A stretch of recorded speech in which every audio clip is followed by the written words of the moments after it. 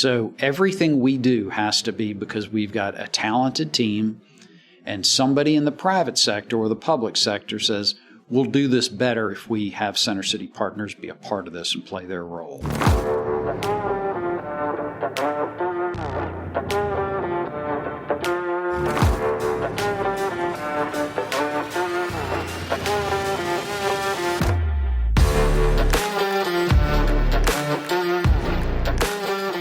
Episode 45 of the Deal Ranch podcast. Michael Smith, President and CEO of Charlotte Center City Partners. Thank you for hosting. Thanks for having me. Glad to be here with you, Matt. I'm looking forward to it. So you are close with a handful of the guys we've had on the show, which is awesome.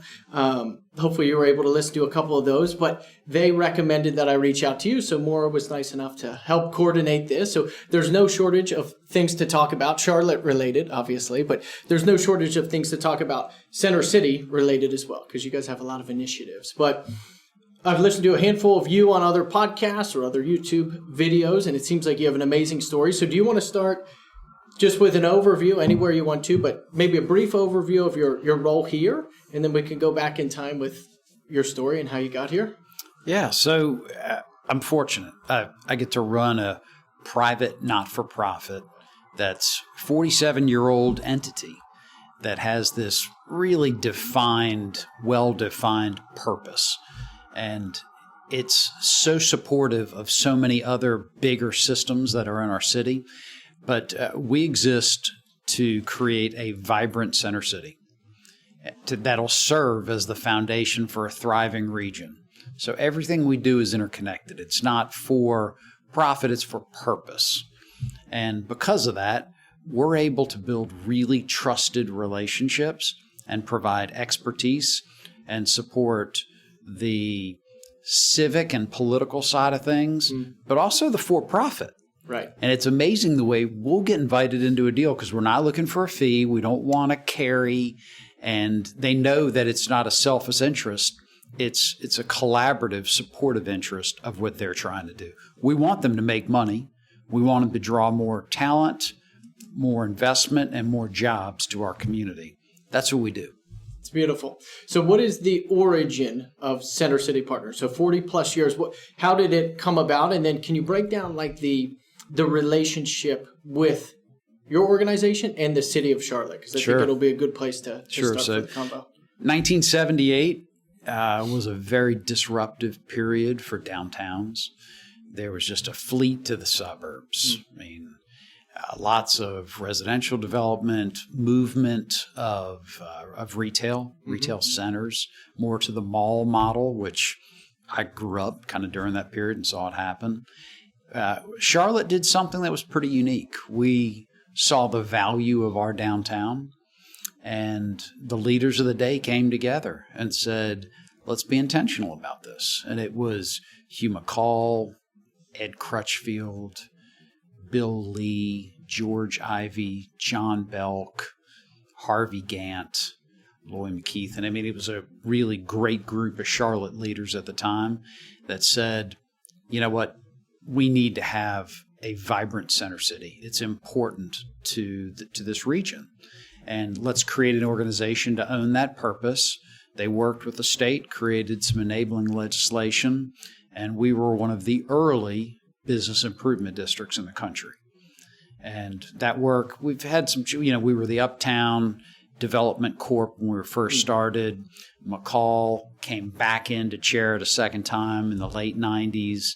Reorganized it, broadened the scope, and referred to it as Charlotte Center City Partners. Wow. And that was intentional because for a great downtown, it's really a collection, almost a constellation of neighborhood centers that are knit together that create a central business district. And he knew at the time that inside 277 was not going to be enough. Right. And you've seen that really play out since the late 90s with this organization and what it's become. Wow. Was it always the same structure from the beginning, all 45 years, or 40 plus years? Was it always a not-for-profit, or was there ever a different component to it? So we are a... it's not supposed to be a loaded question. No, it's not. No. We're an organization that is very strategic about the way that we organize ourselves as a corporation. I think it was always organized. I don't know how it was organized when it was the Uptown Development Corporation, but when it became Charlotte Center City Partners in the late 90s, it was reincorporated as a 501c4, not for profit. And over time, we created different entities that under a C3, which was an arts organization. But what we found is because of us being kind of a utility player for the city, so that when there's a big opportunity or a challenge, we're often pulled in and asked to play a convening and leadership role. And the structure we had did not meet that challenge. So we went out and we studied all the great downtown structures across the country and came back and created this multi-purpose not-for-profit. We evolved Arts Fest Inc. into Charlotte Center City Partners Community Trust, which is a C3. And the beauty of that is we're able to do many things for many purposes related to the service of the community and economic development and arts and education. So we run the Small Business Innovation Fund out of there, which has made incredible investments in the community. When we wanted to become a city of bikes with the 2020 vision plan, we put our bike share program there, which we operated for 13 years. We run all of our major events out of that organization. And it creates a great way for us to be able to go and pursue grants, because charitable foundations have to grant money to other C3s, and that gave us great flexibility.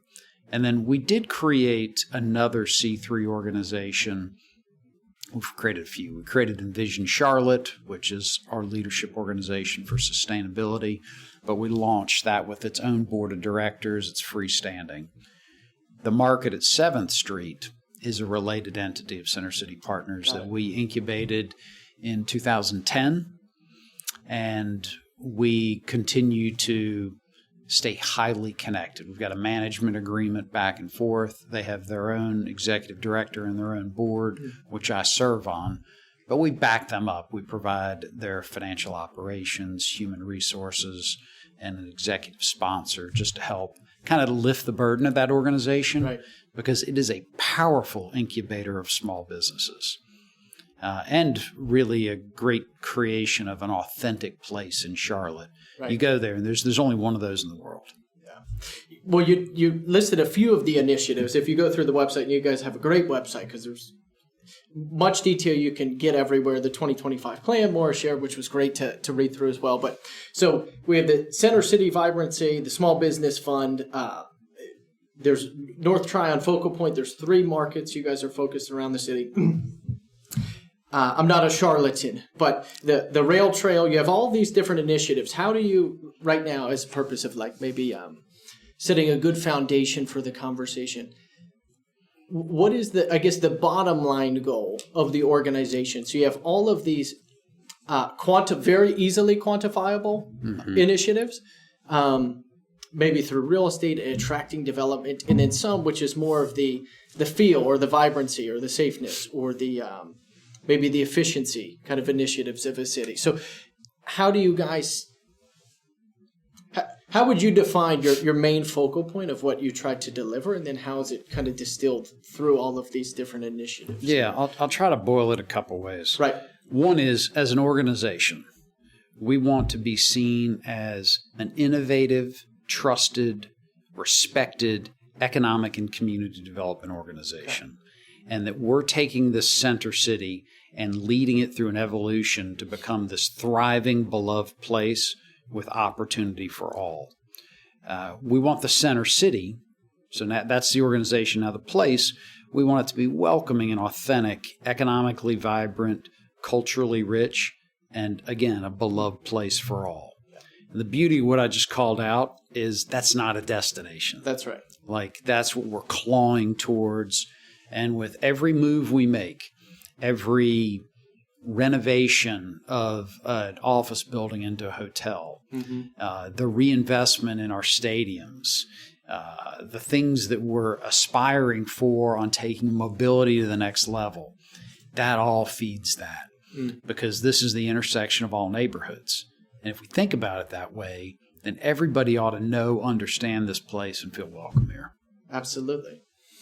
How did you, I want to kind of skew our conversation, since it is real estate podcast, to kind of the development component of what your organization focuses on, but to give a little context on your background. So prior to Center City, you were a banker and then now work in not for profit. So that's a big adjustment. So what attracted you to this line of work? And then if you want to give a little background on kind of how you stumbled upon Charlotte Center City. Yeah, so my background was always business related. I studied undergraduate business at Chapel Hill. I got my MBA at Northwestern. Knew I was on a business related track. I worked as a leverage finance investment banker at First Union, then Wachovia in telecom and media. Did that for a few years. Then I was an entrepreneur. Started a company in Chicago in the byproduct space with friends from graduate school. I was our CFO and raised capital and managed some acquisitions. 9/11 occurred, capital dried up. We trimmed the company back to what was cash flowing. I raised my hand and said, I'm going back to Charlotte. I had a corporate apartment in Chicago at the time. It was a great time, but these were tough times. And when I came back here, kind of hit the pause button and did a 360 on, okay, what do I want to do for the next decade? And what was important to you about the next decade as opposed to today? I look at my life in decades. Okay. If I'm blessed with another decade, what impact do I want to have? What purpose do I want to bring? And, we had babies at home at the time. I was just early 30s. And, anyway, I decided after kind of looking through it, I was taking everybody out to lunch. And it was amazing, this city, how welcoming it is to somebody that raises their hand and says, can I have 20 minutes for coffee? And you pick their brain. And what I elected is I wanted to look at the next decade for mission-based work. And as I unpacked that more through all those coffees, what I found is I was good at business, so I wanted to do something that was related to that with something that was of service. I joined the Chamber of Commerce as their CFO for 3 years, and then at 36 had an amazing opportunity to come over and join this organization. So it's been 2 decades. I thought I'd do it for a decade, and here we are, and the challenges are fresh. The team's never been stronger. The board of directors, to your listeners, have them go online and look at the board of directors that serves the mission of this place. It's extensive. It's unbelievable. Yeah, it's crazy. And that's part of Charlotte's winning recipe, is people here want to be engaged. They raise their hand, and it changes them. I mean, so it's a mutual relationship. Like, we always tell our board members is when you join this, you'll never read the paper the same way again. Because you'll be connecting it to purpose and things we've been working on for years. Wow. So you were CFO of the Chamber of Commerce. Was your next step, you were president and CEO here, or was there a different role you took initially? No, it was straight to CEO. Okay. Wow. And then I'm sure with all... They took a big chance. Doesn't sound like it. But when you made that transition to here, you're an investment banker, you have these 3 years as CFO. I'm sure you had, through all the myriad of coffees, a couple different options. What attracted you most to this initiative? And the city, I'm sure opportunities in other cities arise too, maybe, as well. I wanted to stay in North Carolina. I was born in New Jersey, but raised in Greensboro. Married a great woman from Indianapolis. And in coming to North Carolina, it needed to be a big city. Just a more metropolitan place. So this is where we were drawn. This is where I wanted to come back to. And for this next decade, that's where I wanted to serve. And the thing that drew me to this work at Charlotte Center City Partners was the intentionality about it. And I saw the potential of the way this organization could grow and change and serve. And I think that's why 10 years became 20. Right. Is it just continued to be challenging. It kept continuing to be relevant and fulfilling. It's interesting. We're not an authority of anything. Right.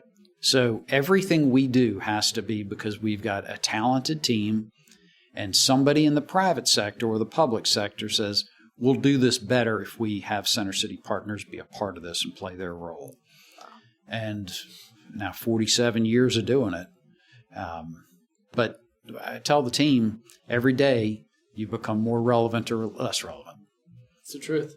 Yeah. And so that's, I think that little bit of anxiety serves us all. 100%. Keeps us hungry, Yeah. Because that could be in the form of, I got to get this deal done because that's how I get paid, to the private sector. Yeah. Makes sense.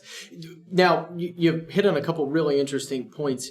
You've been here for 20 years. This market has certainly exploded in 20 years, but there's been a lot of different micro cycles in that 20 years. So before we get into the evolution of this market and its development, what does the private market, because you guys work with so many great developers and acquisition businesses, so many real estate businesses, what do they look for? You mentioned it there. What do they look for Center City to provide them with value? What is the value you provide? What do you typically, what is the working relation with real estate companies in this market? And I'm sure there's a bunch. But Yeah. So we're not the liquidity of the market. Right. We're not what gets deals done. That is done by developers and brokers and capital and lenders and investors. It is that stack that gets it done. The role that we play is, if you want to understand the Center City, if you want to quickly make the right connections, if you want your questions answered in underwriting efficiently, because we don't want you wasting time. If you're going to get to know, we want to help you get to know quickly. But if there's a shot that you're going to be an employer, a developer, an investor, a magnet for talent, that's where we're able to play a very early role in helping you.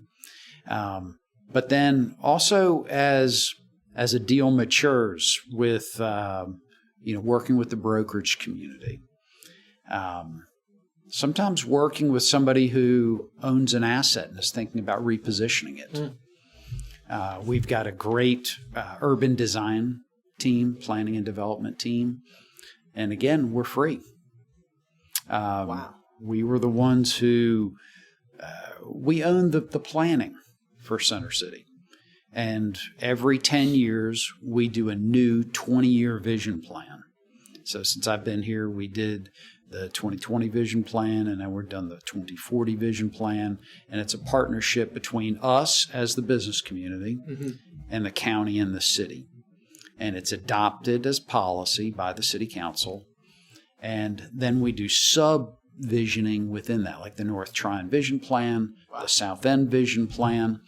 So when a developer or an investor comes to town, we're able to help them quickly assess what are the aspirations of this community that have been adopted in a plan that would be helpful for you to think about as you do your planning. And you'll have a better response by the planning department if what you're doing rhymes with what we've adopted. Sure. So with what you've laid out there, it sounds like it may be different deal to deal, project to project in how you help each team, right? Or maybe I missed one. No. Okay. It's different every time. Right. And it depends on, is it an employer that's thinking about coming to our market? Is it a multifamily developer or hospitality or a hotel group that's thinking about coming here? Or is it an investor that just really likes our market and is trying to decide, okay, I want to be in the Southeast. Right. I want to be on the Sun Belt. And I'm looking at Atlanta and Dallas and Denver and Nashville. And, and then we'll work through, let me introduce you to our city. Yeah. And let me make some connections. And that's the role that we'll play with that. And it'll be different if it's, it could be somebody that's in town. We do a lot of work right now with Rick Schnall, who's our new owner, or he's the governor of the ownership group of Hornet Sports and Entertainment, to the folks at Tepper Sports. And just trying to be a good partner, trying to help with strategy. And again, it's because we were organized wisely with a distinct mission. Yep. Anytime a community has an entity that owns a mission that's important to the community and it's distinct, so there's not competition with other mission-based organizations, you're just able to serve better. Absolutely. Because you don't waste your time competing with another group. You're just on your mission. Can deliver value right away, right, without being, in jeopardy. So when folks reach out, what would be some of the tangible kind of deliverables, or what are they seeking? Data? Are they seeking to see the plan, or to, obviously, as you mentioned, maybe intros to other folks in town? Like, it's yes, it's yes, and yes. Okay. So if it's somebody that's new to town, it's rolling out the map. It's bringing in our development opportunities map. It's helping them understand what is our 2030 transit plan. What are developments that are on the books? Who do they need to connect with at CATS or in planning or Parks and Rec? A connection to a property owner that's adjacent, that is doing something that could be competitive or complementary. It's all the above. And then it's using our research. We have a director of research. We want to be an expert witness as an organization. So that means we are constantly chewing on secondary and creating primary research with insights that we think shape market forces, inform to shape. In its current position or daily operations now, with all of these different initiatives, how do you spend your time? Yeah, Maura showed me a little bit of the office. It seems like a great setup, and there's certainly can't be any shortage of talent, or else you wouldn't be able to uphold this value in all these different channels. So how do you focus your time spread across all of these initiatives, from this one-to-one-ish type relationship with a project coming to town or a developer, or this forward-looking insight of trying to influence mobility or vibrancy and in arts districts? There's so many different initiatives. How do you focus? Matt, you just described it really, really well. It's every day is incredibly diverse, and they're often not like ganged up where, this day all we're doing is like South End economic development. It'll be that we've got a South End advisory board meeting, and we'll generally, flank that on both sides with meetings with key members of the board on projects that we're working on. But then in the morning, we could have been working on the McCall Park project. So we created a new LLC within the community trust. Oh, wow. That is the McCall Park LLC. And the money that was raised by the committee is kept at the foundation, but we're managing the design and construction process. And that's not our normal, this is park number one. Right. But it's at Tryon. Yeah. And this was many of our partners, and we're trusted, and our planning staff led by Cheryl Myers and her team have just done a really wonderful job in leading that. But every day is different. Every week has great variety. We begin with trying to create a shared vision and collective action for everything we're working on. We think that's our secret sauce, because when we do our research and we find an insight that's transformative for our community, we have an unmatched ability to convene people around the table and test it and see, do others see this? Is this something we should be working on together? The North Tryon Tech Hub is one of the greatest examples of that. We went down to Atlanta. We visited Tech Square. We were guests of Ambrish Bazawala, who's the CEO of Portman, who's a good friend of mine. Oh, neat. And he said, do you want to come down? I said, do you mind if I bring some friends? And we brought some friends. And these friends are like the chancellor of UNC Charlotte and leadership in economic development in the city and county. And it blew our mind. And we came back and said, well, we don't want that because we're not Midtown Atlanta and Georgia Tech's there. But what can we learn from that? And that was the seeds to create the North Tryon Tech Hub, which is our aspiration to create an innovation district that is the intersection of academics, entrepreneurship, and corporate innovation. And if you think of what we've got those 50 blocks that are lightly developed, just blocks away from the headquarters of Truist and Bank of America, owned mostly by Mecklenburg County and Levine Properties. And you've already got UNC Charlotte there. You got a couple stops on the light rail line. You got a great park, great neighborhoods that flank it, great arts and cultural institutions. Kind of all the ingredients for the salad are there. Of course. And, what if we went after this together? And we think it's going to be powerful. We think it's going to be a flywheel for jobs and talent and kind of tomorrow's companies. Absolutely. Do you want to spend some time there? So as far as I'm read, and definitely correct me if I'm wrong. So there's 3 focal point development districts, right? So we have the Pearl, North Tryon, and then the Iron District by the stadium, right? I'd probably put Gateway District in that as well. Around Gateway Station.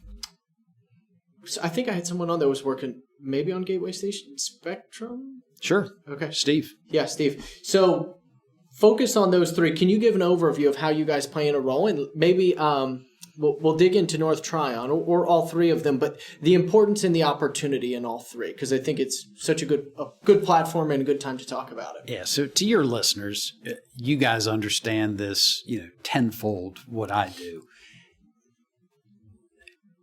Great cities have great assemblages that create the context for tomorrow's vibrancy. Right.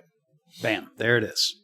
And Charlotte has these great assemblages and has for the last 2 decades I've been doing this, where it's always ready for the next cycle, the next innovation, whatever part of the real estate development, whether it's resi or hotels or office, whatever's hot.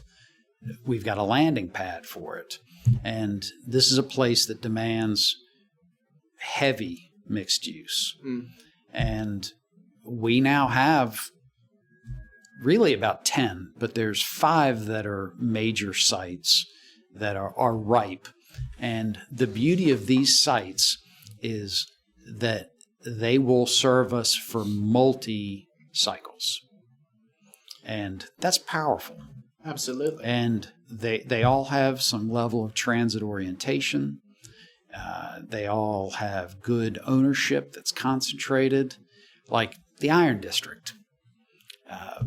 The Dowd family is just deep Charlotte. Yeah. And everything they touch is purposeful and thoughtful, and what they've been able to do with the partners they've brought together and the vision that they have for that district and their long horizon for getting it right. And, it's on the edge of Uptown. It's on the way to the 7th busiest airport in the world. And, that's 5 miles away. That's crazy. But on the edge of our route there and on the Silver Line, there'll be probably 2 stations that serve the Iron District as we go from the Gateway Station out to Charlotte Douglas International Airport. Wow. That'll be powerful, and they're making the right moves. The Pearl, That's amazing. It's a partnership led by Advocate Health, Atrium. Their merger partnership with Wake Forest and Wake Forest Medical School sets that up for Charlotte to have, believe it or not, our first medical school. Oh, wow. Then they partnered with Wexford, which is the gold star, the premium for innovation districts. They've done it all across the country. And they bring a winning model, and it's life sciences. And we've got this great clinical environment that Atrium offers. And then you put a medical school there, and you pair it with our airport. You put it in the center city, right on the edge of uptown, near their main hospital. And you've got this ability for us to launch a new sector in our community. Right. And their leasing has gone so well. I think they're towards capacity for what is under development right now. Wow. And it's a pretty large site, right? 40 acres or so, something like that? Yes. Wow. But that's what's being built. So they've got additional property to continue to build out the vision. But that's on the edge of the second ward of Uptown. Our second ward is also lightly developed. There's good assemblage that's been done there. The People's Corporation has this Brooklyn Village assemblage that they'll be able to develop over time, which will be shaped by what's going on at the Pearl. And then you've got the North Tryon Tech Hub. And you've got the holdings of Daniel Levine, which is 8 or 9 blocks. Wow. You've got the 4 blocks owned by Mecklenburg County. You've got the 2 stations of the Blue Line that are there. And here's the killer part of it is the Silver Line is going to intersect with the Blue Line right in the middle of this district. Whoa. So we'll have 20 miles of the Blue Line. We'll have 26 miles of the Silver Line. And the intersection of both will be the heaviest rapid transit intersection in the Carolinas. Wow. Right on top of the North Tryon Tech Hub. And the community is, there's so many others that have now joined us around the table. You feel like it's the second, third row, and fourth rows forming of companies that want to be a part of this. We did some really interesting research into what makes UNC Charlotte extraordinary. What are the things that they're doing that have immediate commercial value? A friend of mine, Todd Kirshner, who's a brilliant entrepreneur and a biochemist, raised his hand and said, I'll give you 100 hours. I'll go out and I'll interview every dean. I'm like, wow. Really? Yes, thank you, Todd. And he goes out there and identifies 6 things that had immediate market value, but then we culled them down to 3 or 4. But they have leadership positions in machine learning AI, critical infrastructure, and cybersecurity. Wow. And we've got this great group of CTOs of all our major employers that make up the advisory committee for this group. Other cities can't do that. Of course not. Yeah. I mean, that's like one of Charlotte's superpowers, is that people want to be a part of what we're becoming. And that group, when they heard those 3 or 4 topics, Honeywell's like, oh, I see where I fit. Right. Duke's like critical infrastructure. I get it. The banks, cybersecurity, critical infrastructure. And all of a sudden we're raising these topics of things that they can do collectively better than independently. And then you draw the deans of engineering and computer science and business to the table, and they start to think, well, what if we created a sponsored lab in the following? What if we brought the FBI in to be a part of this? And all of a sudden you start to see the potential of what that's going to be, not just in this decade, but in waves of decades. Again, we're trying to create the context of the things that can differentiate this city from an employment, investment, and development standpoint over multiple cycles. Wow. One thing that comes to mind as you articulate all of these different development sites and how well you know, obviously, this market, how well your organization knows this market and the people. So you have this inside scoop or historical scoop of what's happening in the market and all of the people that are here, that have done well here. When maybe I was prepping for our show, I thought about your organization more in a reactionary supportive role. Someone reaches out to the organization, they get the resources that can provide value for them. How often, even though you or the organization may not have a financial incentive, how often do you hear or think of a new site and then already think of the person or a group that you would like to see involved in that? Does that ever happen? You must think Absolutely. All the time and just proactively make the calls to, I think XYZ would be the best group. Have you guys thought about getting involved in this? The beauty of this model that we have is we've got good partners, we've got a track record, so we've got a really stable kind of funding entity. So we're able to work on things for longer than the free market can. Oh, neat. Yeah. Like we don't have to set it down. If it's the right thing for our community to do, there's a stubbornness to the, Jim Collins talks about level 5 leadership is people or organizations that bring humility, but an undeniability about them. Like an honestness? Like a willfulness. Okay. Like can't set it down. Humility and a willfulness. Like we're going to get this done together. And that's what we try to do as an organization. Wow. And yes, we'll identify the land swap was a great example of that. It was a 5-party land swap. This was back in 2000. It started in about 2006. Took 7 years and 7 lawsuits to get done. Wow. But it was property owned by Mass Mutual, Wells Fargo, the city, the county, and the school system. But everybody owned the wrong parcel. They owned 7 different pieces, you're saying? No, it was 5 different entities that owned a series of different pieces. Got it. But it was just 5 entities. Okay, 5. And the 7 was the 7 lawsuits over 7 years. It just becomes folklore after it's been this long. Yeah, of course. But we were trying to get the park, Ramir Bearden Park, in the right place with connectivity to Tryon Street. We were trying to get the ballpark in the right spot so that the pairing of those two could be this unbelievable driver and shaper of private forces to create an extraordinary place. Of course. So the aspiration for that was to change Charlotte as a magnet for talent. Because I don't know that we had quite the draw then that we enjoy now. And we think part of it was having a ballpark neighborhood so that anybody graduated from college in the 5-state region, Charlotte would get a look. And I think a lot of them make decisions on what kind of neighborhood do I get to live in?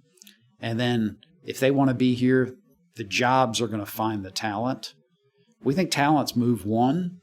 And that's why creating a place that's extraordinary and differentiated matters so much. Fascinating. Yeah. So what were the details, if you're allowed to, bearing any of the 7 lawsuits, what were the details of that swap? And then how was your team involved in maybe even the connections of that exchange there? So as an organization, you'll only see us out front when there's a vacuum. And at the beginning of this one, there was a vacuum because this was, as described, kind of a harebrained idea, but for the right purposes. So the odds were incredibly long, and that's why it took 7 years to get done. But we had great partners, city leadership, county leadership, school board leadership, Mass Mutual, Wells Fargo, the Knights and their ownership. Everybody, this was a collective vision. And we moved or shared vision with collective action. We moved together. There was a group of us that met every Tuesday morning from 8 to 9 a.m. for 4 years. For 4 years. For one topic. For the land swap. And we would get together, and every week you'd identify what are the hurdles. You'd report on the progress made. Somebody'd take the action item for the hurdle. See you next Tuesday. You get was work this done intra-company, or were there folks? No, this was the deputy at the city, the deputy at the county, the deputy at the school system, and then we'd pull private sector folks in and out. A little harder for them to meet once a week on one topic. Yeah. But they were powerful partners. Jim Doolin and Spectrum Properties. Jim ran Spectrum for years before he sold it to Steve and Daryl. And great partner. Stuck with us all the way through. Mass Mutual. Wells Fargo. It wasn't Wells at the time. It was Wachovia at the time. And Bob Burgess was running real estate there. Bob saw it, believed in it, and just never wavered. Just stuck with us. And that gets big things done. Like, that's the best minor league baseball stadium, period. And if you don't believe it, it just traded hands. Yeah. And I think it's sold for the highest number ever in minor league baseball. Really? And that's because of it being extraordinary and well-placed and well-run. Dan Rakowski and the Knights organization and now Diamond Baseball Holdings, just great partners. And anyway, it's the intentionality. Like, you think of Center City, Charlotte. Look at the assets that we have in a walk zone. So if you're a guest here, you park your car one time. You don't have to get back in that car again. No doubt. You know, whether you're here for the Love and Life Festival in May, there's 6,500 hotel rooms. You can catch something at the Blumenthal Performing Arts Center. You've got the Spectrum Center with whatever's there, whether it's the Hornets or a great concert, to minor league baseball, to Bank of America Stadium. And last year we had 330 days of sports activities in Center City. That's one of the things we're excited about. This has been, it was a great, thriving, multi-use place in the 70s. We lost some of that. It's continued to be our aspiration. And then it became a great employment center, probably the strongest in the two-state definitely strongest in the two-state region. But now it's becoming more of a central activity district. And we think that's what is going to be the great downtowns in the world, are places that are 18-hour cities. And it is maturing very well in that regard. Great dining, great arts and culture, great concerts, great sports, great neighborhood, and, of course, a great employment center. Absolutely.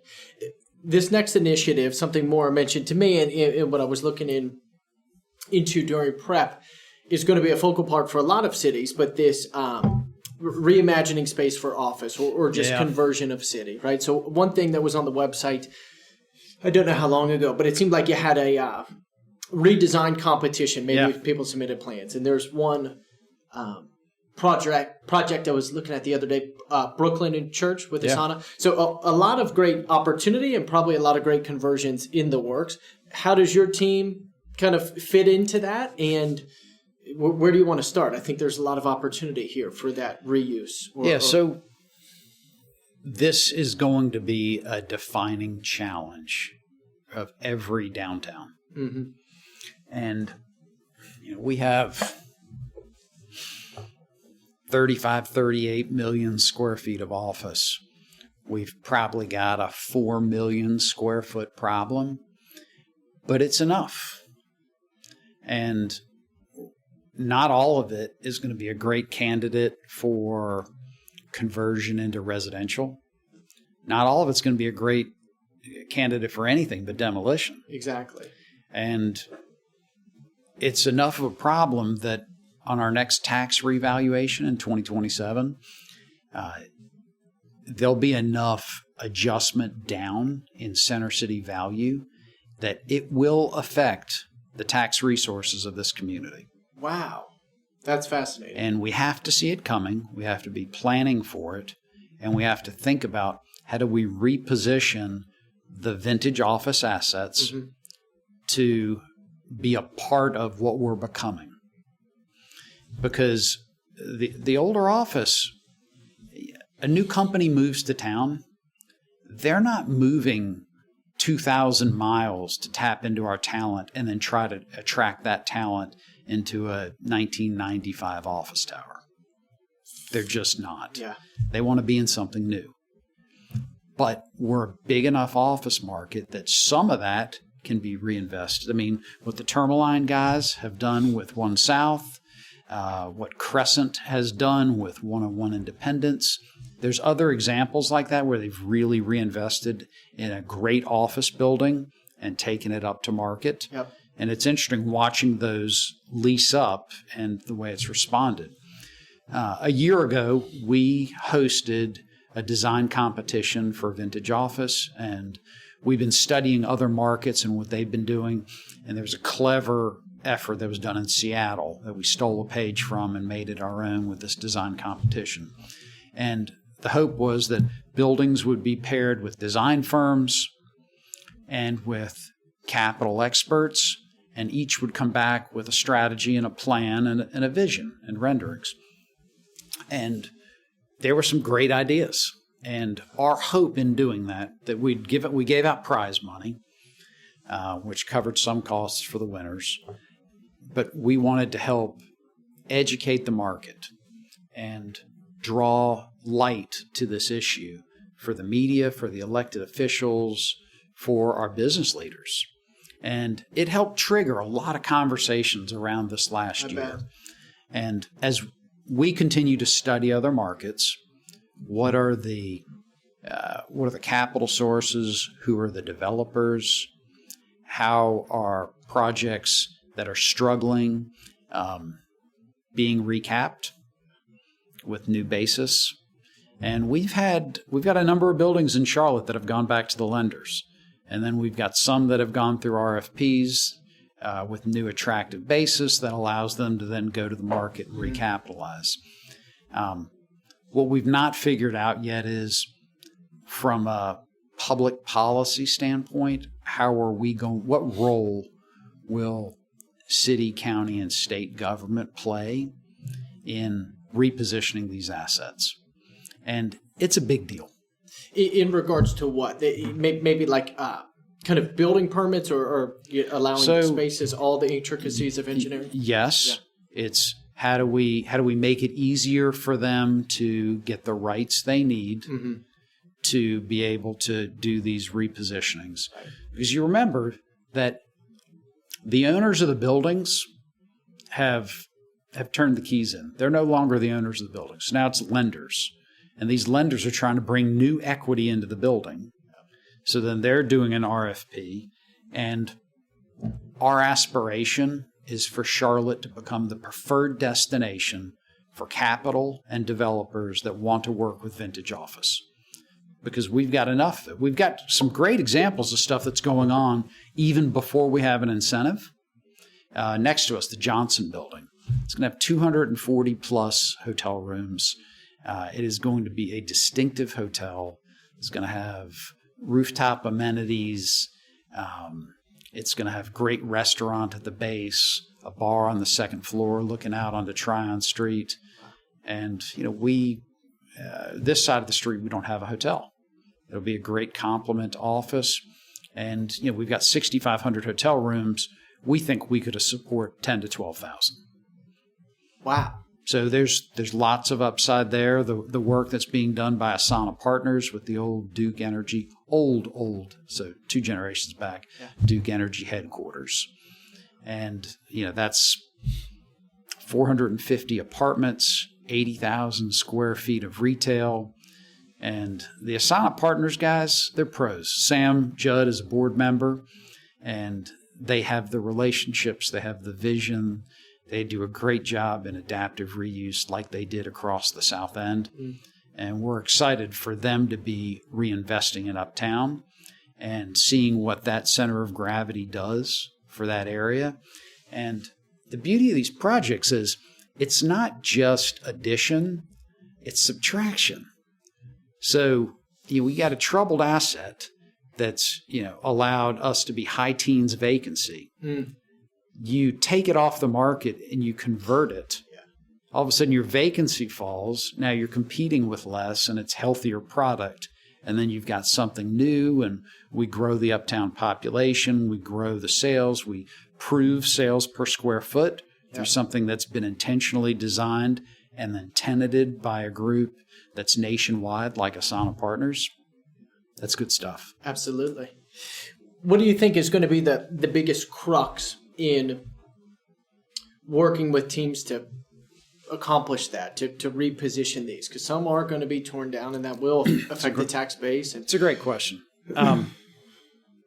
We think the next step is to get the right people around the table, which is developers, investors, major employers, and the city and the county, and make a decision as a community as to what do we aspire to do about vintage office, and then assess, do we have the right tools?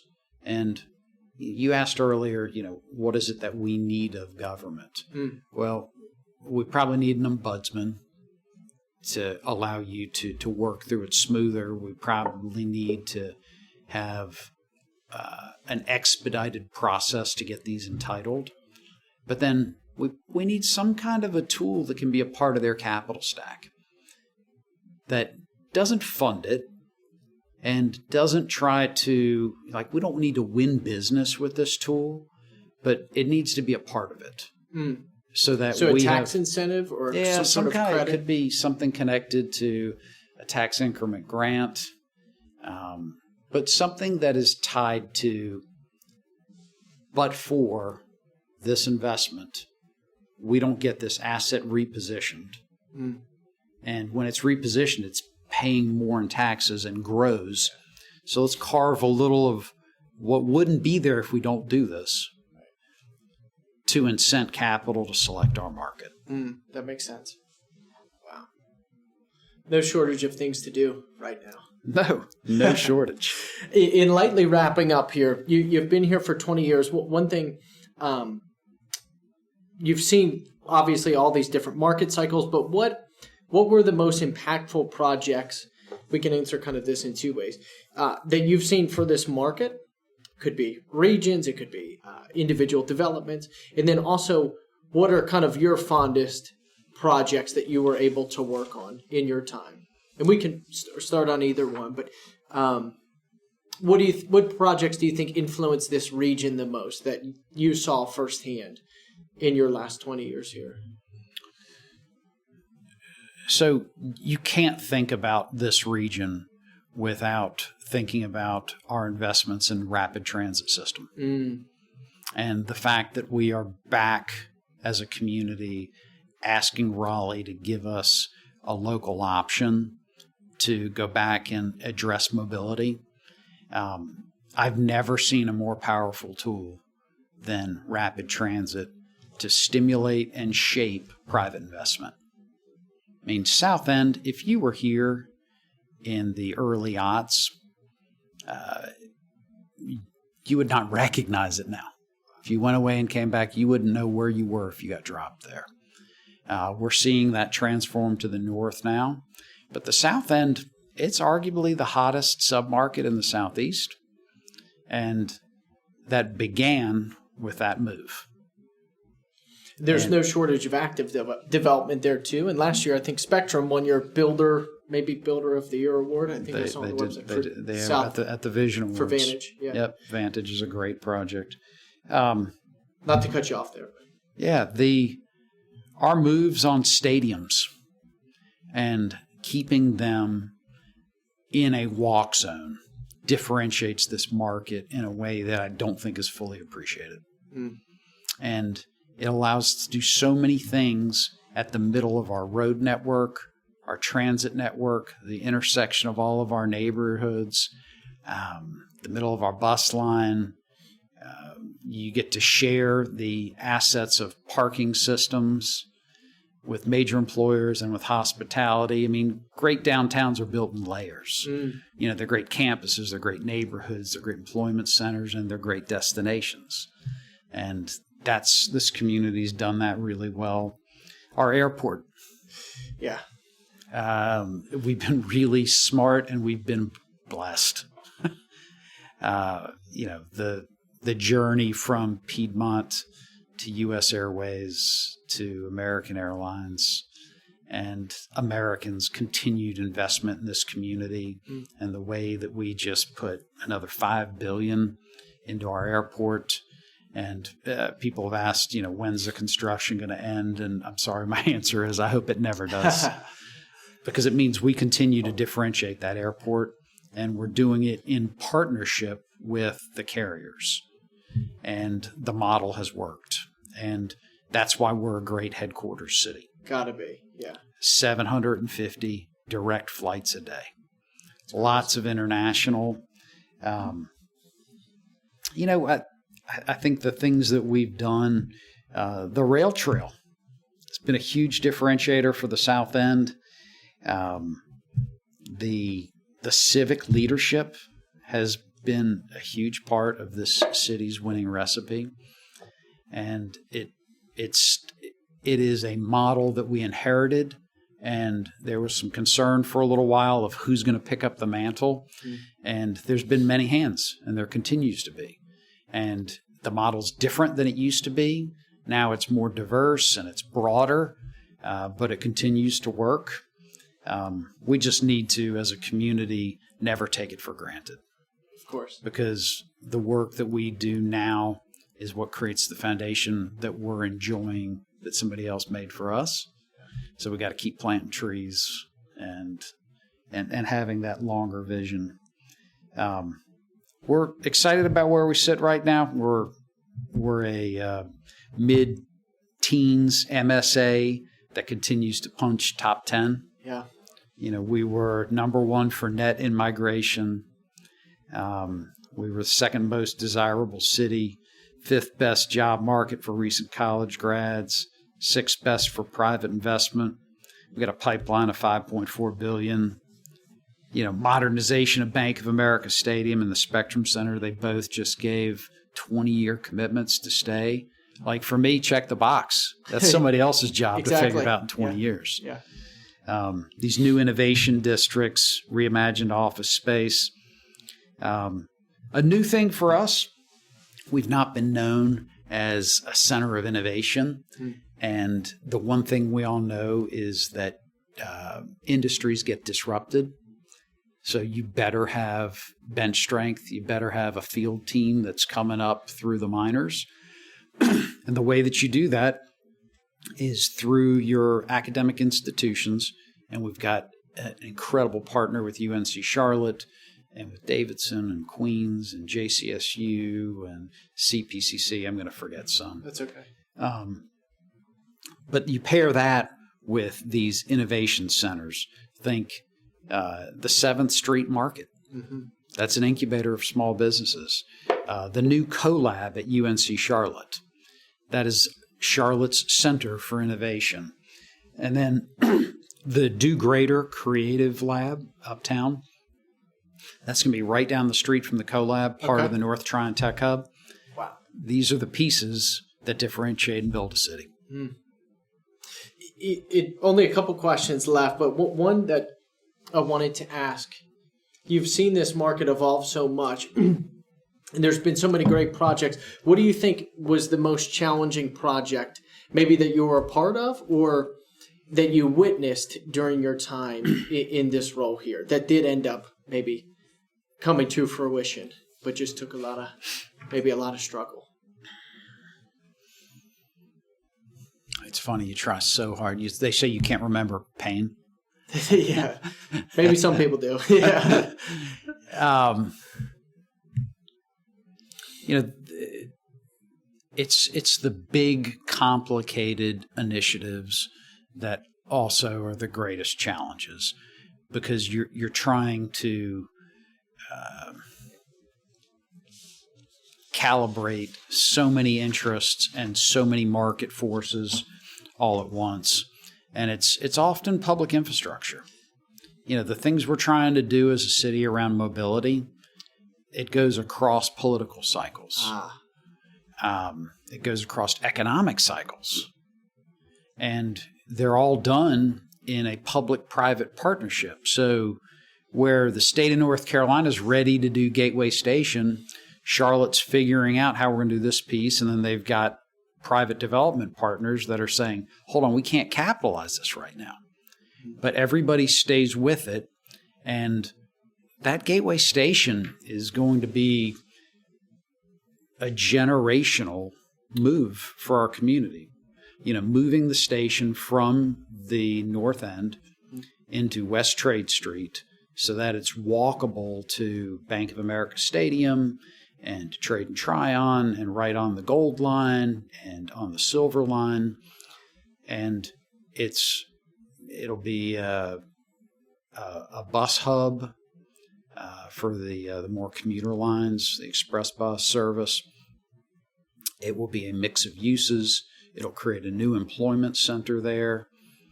And one of our consultants shared some wisdom that, in the last century, great cities were often defined by their airport.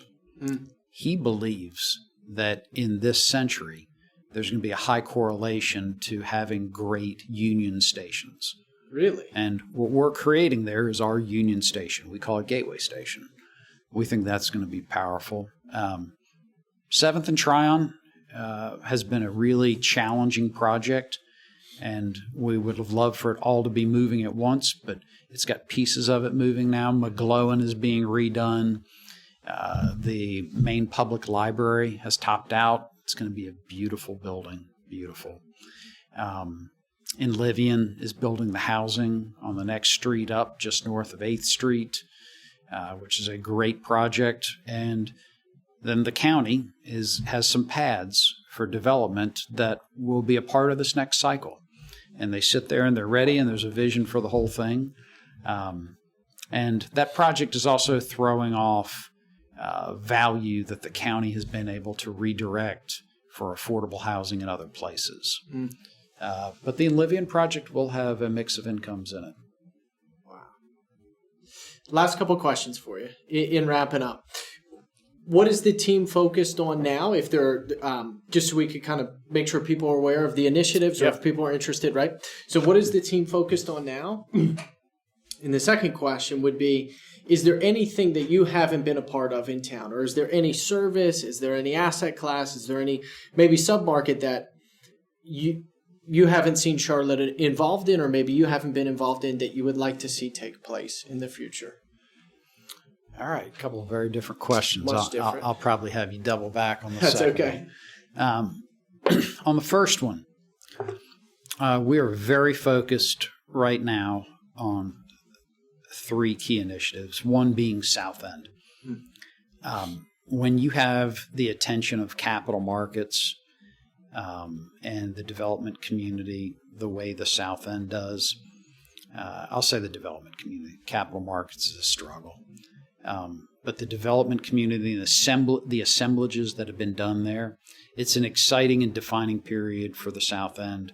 And we've got a great team that is working with them and trying to thoughtfully work with the development community to fulfill the vision plan for the South End, which includes things like, we raised some private money, working with CATS, and we're adding a station in the South End in between the line and the Edens project at Atherton Mill.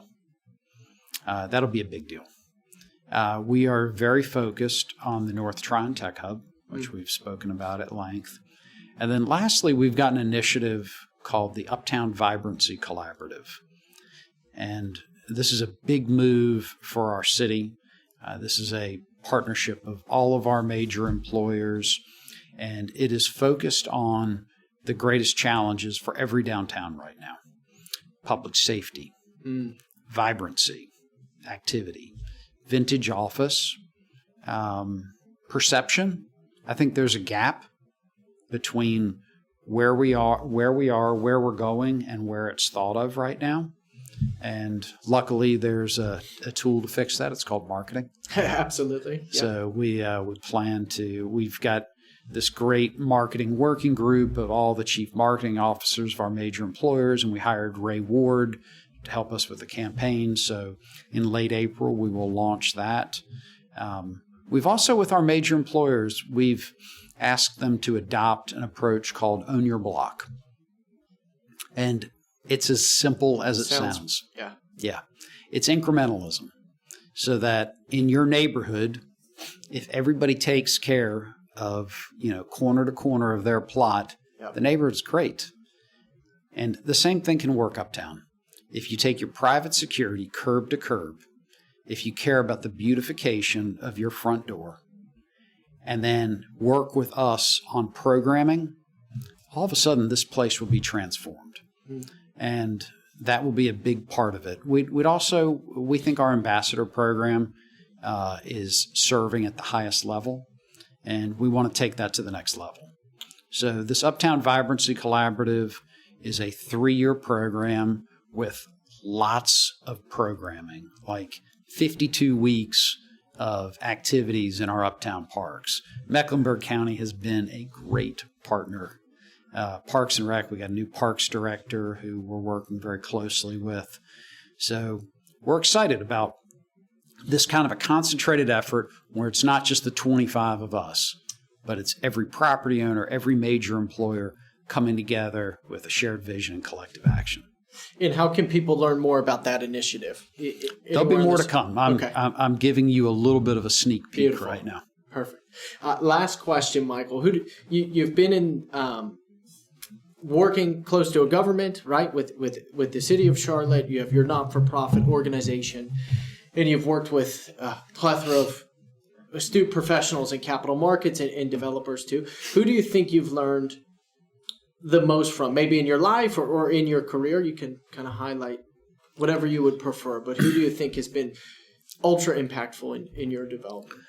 So the reason I can't set this down and why I'm doing it, 2 decades in, is because of what you just called out, is I get to work with some of the best minds on the most important initiatives of this community, whether it's growing jobs or thinking through the right strategy for affordable housing or homelessness or acute mental health crises on the streets.